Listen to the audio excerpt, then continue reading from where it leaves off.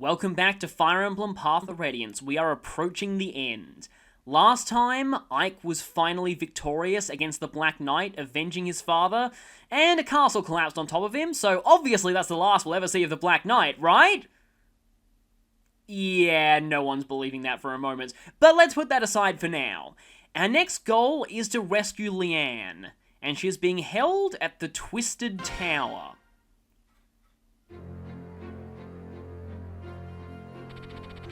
Ike has avenged his father by defeating the Black Knight in single combats.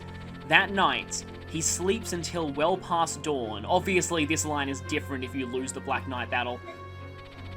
It is the first time since Grail's death that he has done so. The Crimean army and its Laguz allies have passed the trial of Nardos Castle. At last, they've arrived at their final destination, the Crimean capital.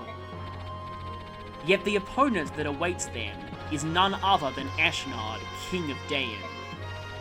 If they lose here, all of their hardships will have been for naught. Preparations for the attack proceed with the utmost care. The final battle is approaching. An air of exultation pervades the camp, but Ike remains focused on the road ahead, readying himself for what is to come. But we're not going to be heading to Crimea Castle just yet. This is the second time we're following Nasir's advice and heading somewhere. But he didn't steer us wrong last time. So yeah, I don't plan on showing all the dialogue differences for the different routes with Nasir and Ina, but this dialogue obviously is very different if Nasir died. So yeah, there is a pretty significant story branch in this game, but it only happens 2 chapters before the end. And in this version, both Nasir and Ina are around. So obviously this is the better variation.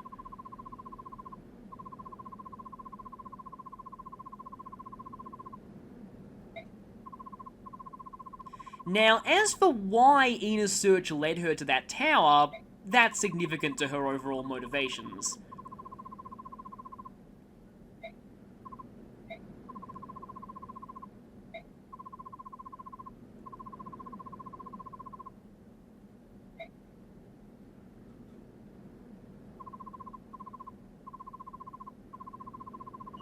At daybreak we take a small force and go to Giratina Tower. Gritnia Tower. I call it Giratina Tower because it, the name sounds very similar. In fact, I think that... No, wait, Giratina comes from Girasol. I was wondering if they're both derived from the same kind of gemstone name. But yeah, if that's where Leanne's being held, obviously Rayson will go with us. And, yeah, so about Tivan coming with us... That's a bit of an issue. We'll get to that once we start the chapter.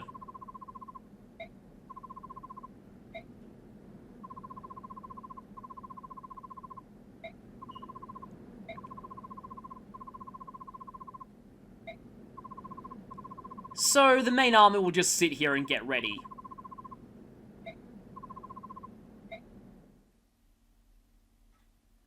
One last mission before we storm the capital, but it's one of vital importance. We really don't want Ashnard finding out that Leanne is useless to him. And MVP Gateway, which is kind of surprising. I usually have Ike get MVP in that chapter, but he's not guaranteed to get it, as you can see here. It'd be pretty nice if Ike was guaranteed MVP if he beat the Black Knight. I still can't believe in my... when I was showing Mist fighting the Black Knight that she got Miracle and survived. That was pretty much perfectly fitting. No supports, unfortunately. But we do have one info conversation. This one is only unlocked if Marsha is promoted by this point. Also, it should say Holy Guard, not Holy Knight. I'm glad that I used bonus experience to promote Marsha earlier, because this is a great conversation. Also, by its importance rating of 3 stars, it actually gets you something. Also gets you a little bit of interesting interaction between characters you wouldn't think would interact.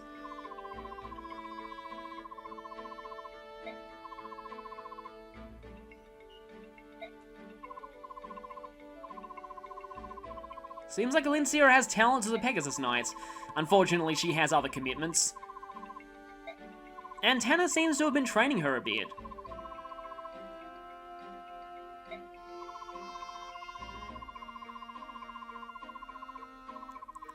Yeah, Tanith has a bit of a terrifying reputation, which, yeah, her Radiant Dawn ending goes into this and it's hilarious.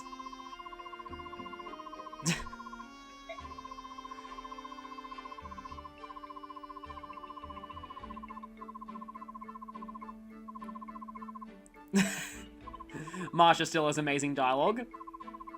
Yeah, I can only imagine what Marsha's days training under Tanith would have been like.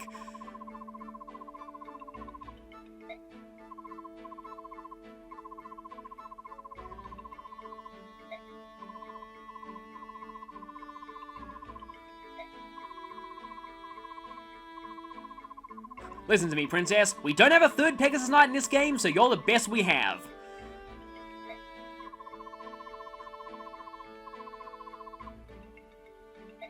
So, you might be able to tell where this is going. It's a running thing in the Fire Emblem series.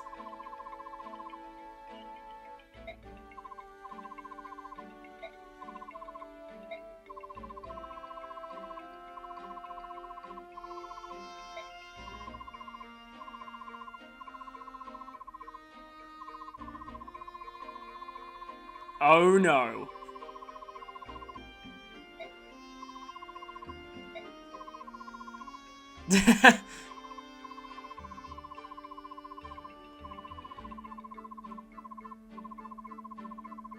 And so she's gone into full drill sergeant mode.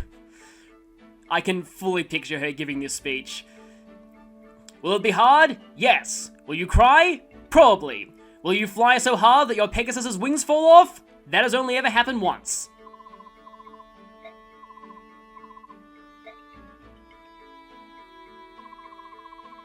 And just like with the three brothers conversation, Ike cuts in at the end but decides to leave them alone. So it doesn't really make it obvious, that just unlocked the Pegasus Knight triangle attack. Usually you get 3 Pegasus Knights in an average Fire Emblem game, and they can all do the triangle attack. Like I said, we don't have 3 in this one, so Elincia is the best substitute we have. It requires Marsha, Tanith, and Elincia. Unlike the three brothers triangle, they all have to be adjacent to the enemy. I might show this off if I can, but I forget if Elincia is even usable in this map or not. But I've actually found myself using the triangle attack sometimes. So, speaking of awesome things, Ike has Ragnall, which means he really doesn't need any other swords besides Brave Swords and even a Lagoo Slayer, not really. Killing Edges maybe, but really, Ragnall, Brave Sword, that's fine. He doesn't need anything more. Also, actually I still need the Archer Band just to help him gain speed. And Ike slept really well and yet now is in Burst Biorhythm, which is a shame. He was at best Biorhythm last chapter, so it's kind of a trade-off. So as for Mist, Volk just got 2 Physics Staves, so I guess I'll trade one of them to her. I don't think I need Restore, although I think there is a Sleep Bishop in this chapter. It's always annoying how Mist's swords, if you are having her use a sword, take up one of her slots that could be used on staves. So Elincia, I don't that yet. I might as well have you take another, Mend, I guess. Just in case I end up needing the Restore Staff, I might as well take it. Now, I have a special candidate for the Resolve Scroll, but I'm not going to be using that just yet because I can't yet. Lagoo's Axe. I have fresh Lagoo's Axes, and you should really, really consider bringing one of those in this chapter. We actually want as many Lagoo's slaying weapons as possible. In fact, we should probably take Fortify. Or Fortirity, as I used to call it when I was first playing the GBA games. You're doing really badly on weapons right now. Let's see, what can you take? Might as well take that Lagoo's Axe. We don't have a lot of... Do you sell silver axes? Silver blades. They're actually selling silver blades, which is not bad. But I think I have enough of those. No. That's unfortunate. I might have to take your face. That sounds weird. Won't be needing the chest key, though. In fact, we don't need any more chest keys at all. That's Like, that's all where, it is in terms of items. Although I'm pretty sure there might be chests in one of the trial maps, although maybe it's just doors. So I won't sell those just yet. Stefan, in terms of weapons, you're mostly fine. But do I have any spare Laguz Slayers? Yes, I do. I'm going to take one of those. And do I have any spare Laguz Lancers? Only 2 users left on one of them. Which is pretty bad, but... maybe I won't need that. Because, yeah, you want Laguz slaying weapons for this chapter. Also, Soren might not be a bad idea for Soren to have some strong thunder magic. Just saying. Also, speaking of which, let's get rid of that occult scroll. I have no idea who I'll use that on, by the way. Don't really have any real candidates for it. I mean, I could give Alintia stun if I wanted to. She's probably one of the few people that stun is okay on because she's not likely to be killing things, but... Anyway... And... Right, that's what I was going to do. I was going to forge a tome. I'm going to forge a thunder tome. Because like I said, there's no real point in forging wind if Soren has enough strength to use thunder. Yeah, so that's 10,000. Let me just show you how much a fully forged wind tome is. Seriously, why? And light is even worse. I've shown this before, but I might as well show it again. Holy crap. Why? Like, really, just why? Why? There's only one person in the game who can even use forged light tomes. Why are they so expensive? Anyway, let's go for Thunder. Might as well raise its hit rates. Don't need to make it any lighter.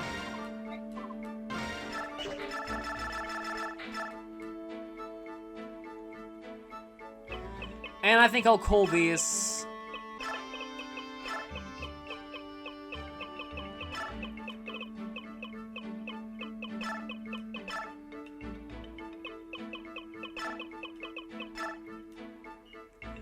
The weird capitalization and spelling is entirely intentional. In fact, I think Soren might take that right now.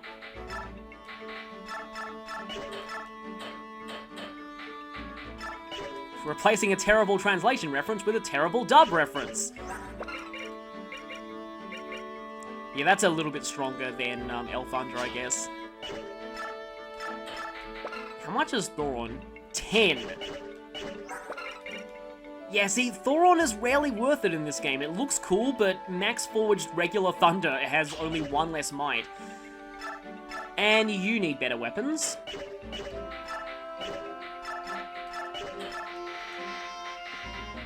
I'm running kind of low on javelins. But I think for now that should be fine.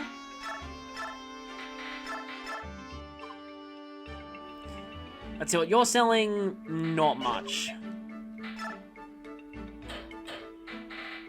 And you know, at this point...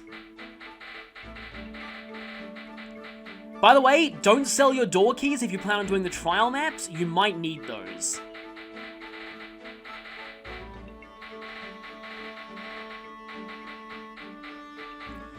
Let's see, I probably won't use Corrosion. I will need Provoke. I won't want Parity, and I will probably not be using Gamble. Don't sell any of the coins either, by the way, if you're planning on doing a transfer to Radiant Dawn. Also, speaking of transfers, I think now it might be time to use a few stat boosters. So, Ike, if I am remembering right, he should be able to max his HP with the Seraph Robe now. There we go, okay, that's max. That guarantees him transfer bonuses. And how is... Nah, she's not going to cap her HP. The only other person here who's likely to cap HP is Gatry, so I might as well give you the other Seraph Robe. So that's capped. Also, you're probably all rejoicing that I'm finally using stat boosters, but it is the very end of the game. +2 in skill gives you cap skill, so that gives Gatry 4 cap stats, including HP. Don't think you're going to cap speed, though. I'd rather save the speed wings for capping Jill's speed. And I'd rather just see if Jill gains a bit of strength. Because if she gains 1 point of strength, I think I can cap it with an energy drop. Speaking of energy drops, I just realized there's really no reason for me not to do this. Because it's not like anyone else is going to need magic. So let's just go ahead and cap your magic stats. Might need to cap, like, if one speed wing I think will cap Titania's speed. Titania might end up getting transfer bonuses if things go well, but I'm not fully counting on it. Mist, unfortunately, she's not likely to hit level 20. If she does, it's a bonus, because she'll actually get bonuses to speed and magic, but what I'm going to do now is I'm going to save, and I'm going to see if Ike can gain speed. Because I really don't want to have to use a speed wing to cap Ike's speed if I can help it. I'd rather use that to cap Jill's speed. Ike is getting pretty magic blessed, though. So yeah, well, there is enough to get Ike to level 20, but I guess I can make sure that Ike doesn't level up during the chapter itself, because I'd like to reset to make sure that he gained his last point of speed, so that I can save the speed wing for other people, like I said. I can level up Jill once. You know, this seems weird, but while I'm here, you see, if she gains 1 point of strength, I will be able to cap it with an energy drop, I'm pretty sure, so I would like for that to happen. That was pretty much exactly what I hoped for. Yeah, because that's cap skill too, nice. Now, I'll save just in case I'm wrong.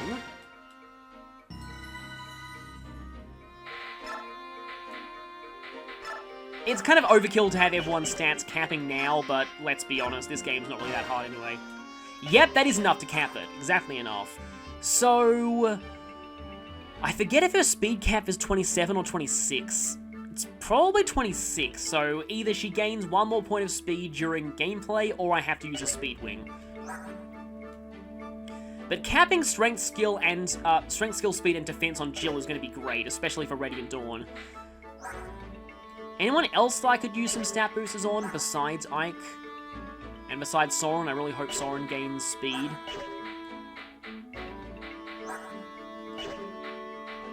Don't think Stefan.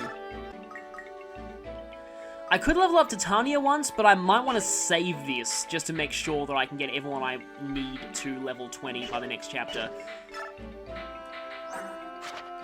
And I really wish Miss would just hit C and Sword so I can arm scroll her up to a B. Guess I could try and have her fight in this chapter, but the enemies here are pretty dangerous, so maybe not. Anyway, we're not actually done with the base, though. I'll just say. Here we are at Giratina Tower. And we're about to have a very special cameo.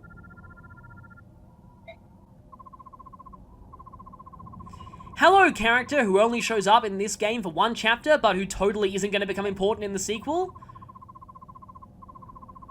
Yeah, I'm sure many people who played this game and didn't know that it would be getting a sequel were pretty confused by this guy's appearance.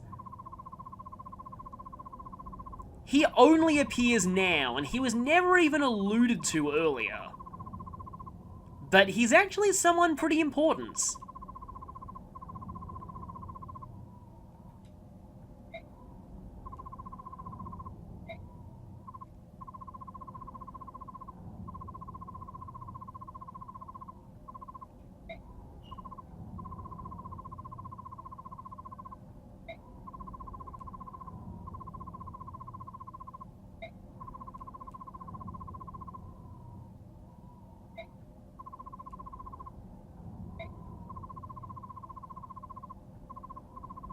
Maybe this guy transferred in from Chapter 10's prison.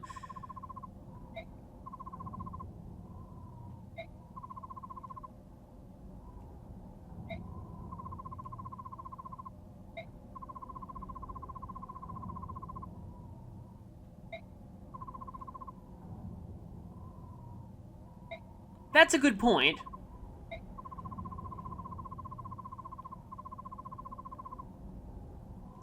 Yes, scholars. Scholars! You don't deserve to call yourself that. You won't realize it right now, but this guy is one of the most horrible people in the entire duology.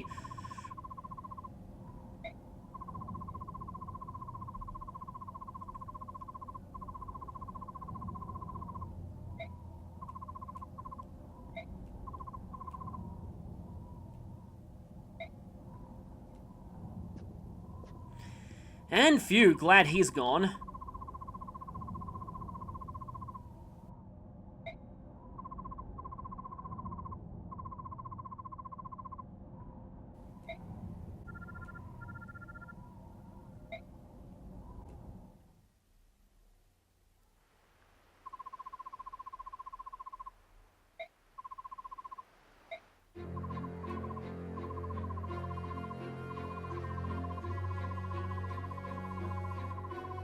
Maybe it's a good thing we were going here for other reasons.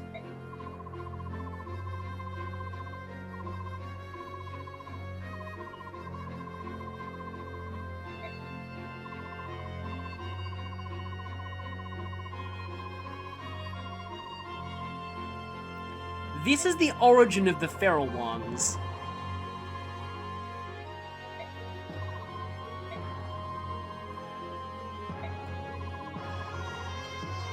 Also, these lines are, not to break the mood, but this line is hilarious on Maniac mode because Ina's maths is so wrong there. It's about 60 on Maniac.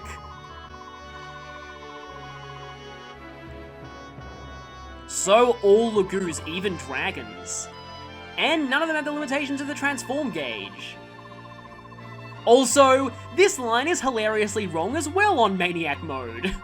I'm pretty sure there's about 20 dragons, I think more. Also, this line is kind of great. We had to fight 10 dragons like you? No. You had to fight 10 dragons stronger than me. And she's not kidding, by the way.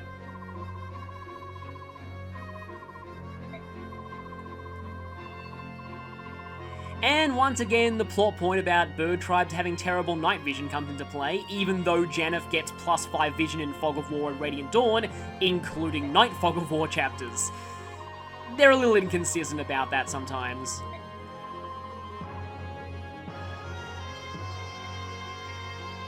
There are a lot more beast tribes, so waiting until nightfall, probably not a good strategy here.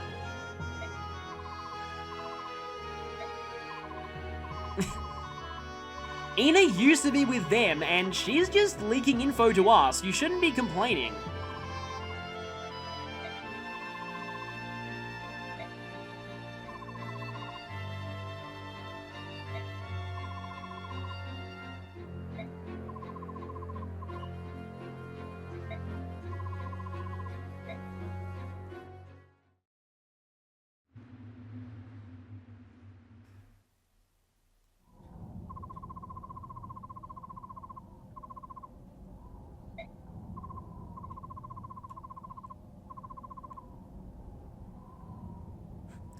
You fell victim to that classic D&D trick of impersonate a guard, sneak into a place, and pass a few persuasion rolls and get out scot-free.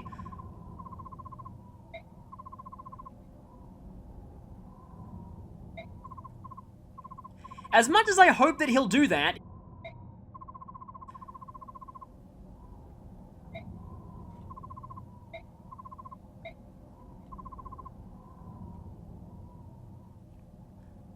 Really? That line again, really. It really is the I've got a bad feeling about this of Fire Emblem.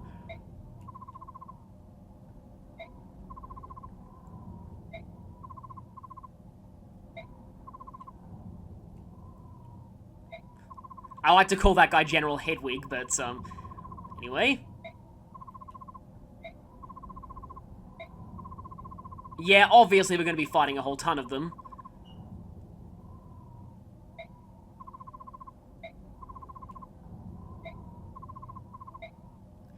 So yeah, it was alluded to earlier, especially if you have Mordecai fight Gushulama, but the feral ones are created by heavily drugging Lagoos until they completely lose their minds. And yep, there are some dragons there. We have a mixture of Bjork soldiers in here as well, but there are a lot of feral ones.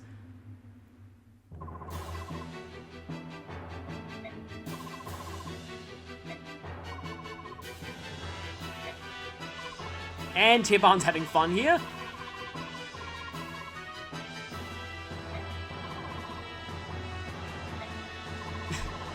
Rayson wants to actually fight some things. You won't get magic cards until the next game, Rayson.